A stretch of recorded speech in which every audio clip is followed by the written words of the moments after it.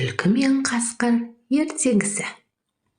Ертеде түлкі мен қасқыр айырылмас дос болыпты.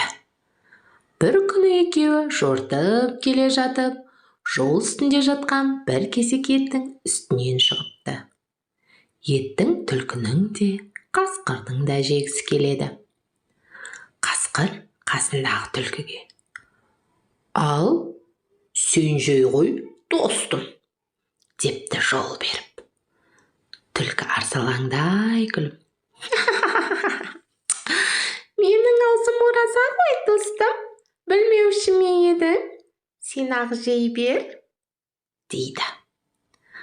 Қасқыр етті жемек болып тұмсығын созады.